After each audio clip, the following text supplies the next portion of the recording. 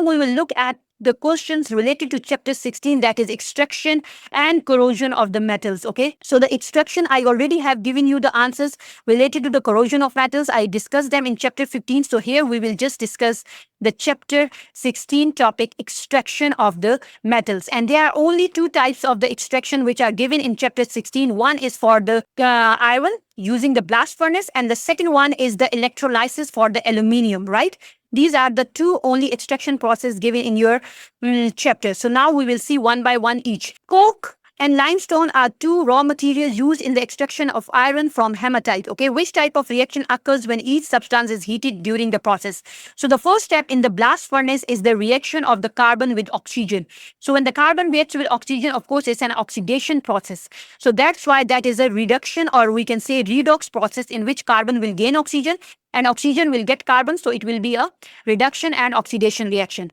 What about the limestone? When you burn the limestone in the presence of the heat, the decomposition reaction occurs. So calcium carbonate will convert into calcium oxide, right, and carbon dioxide. So it is a thermal decomposition reaction. That's why option B is the right option. Now let's see question 75. Four substances present in the blast furnace during iron extraction method. Okay, right?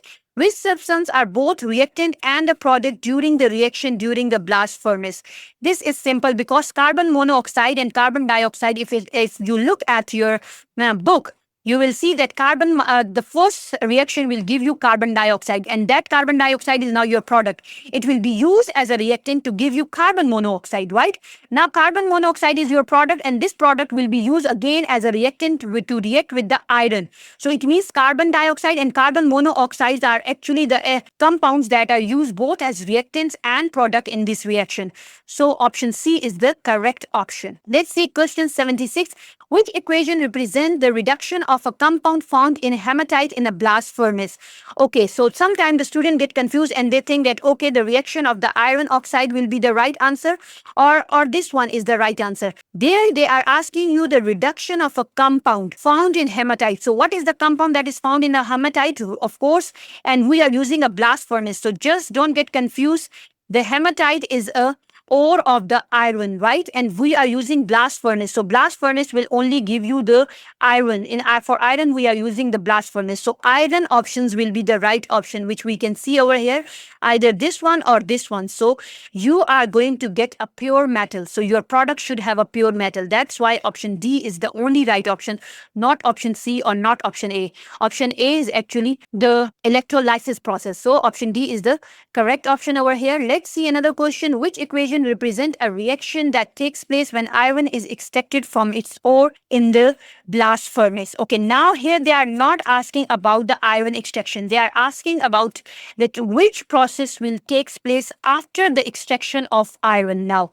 So it means once the iron is extracted, another step in the blast furnace is the removal of impurities. So you have to look for the reaction that shows you the removal of the impurities, and this is the reaction in which calcium oxide is reacting with the silicon oxide to produce a slag. So that's why option A is the right option for this question. Why is limestone added to the blast furnace? Of course, the job of the reduction of the iron can only be takes place by the carbon, right? So what is the job of the limestone? Limestone is actually used to remove the impurities in the hematite, okay?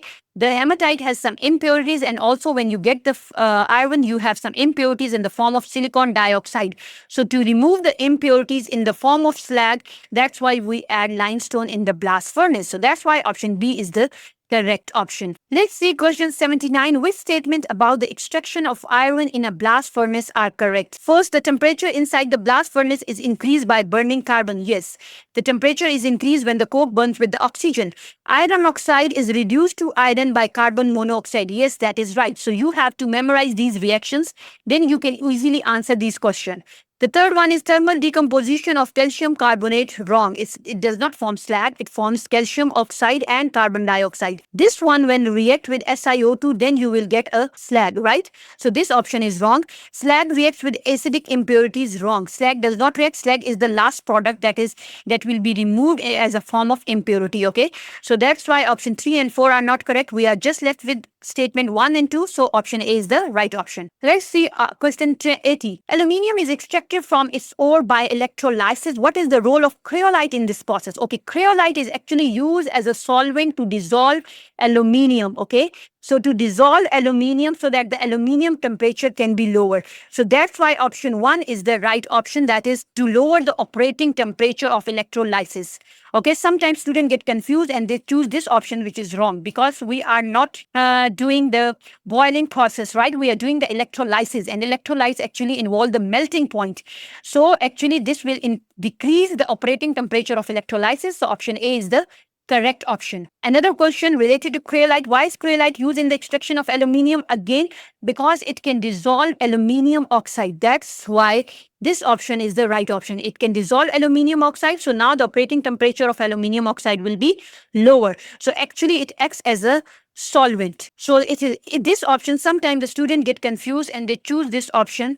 Okay, and they think that, okay, the melting point of aluminium. No, the melting point of aluminium oxide is actually reduced. Okay, so that's why this option is not right. They just write aluminium, so this is wrong. Aluminium oxide melting point is decreased if you use cryolite. So that's why it is decreased, because it is used as a solvent to dissolve aluminium oxide. Option A is the right option. Let's see question 82. During the electrolysis of aluminium oxide, the mass of carbon anode changes. Which row describe the change and give a reason of this change? Okay, the mass of the carbon anode will change. Why? Because if you see the cathode, at the anode you will get, at the cathode you will get aluminium, but at the anode you will get oxygen.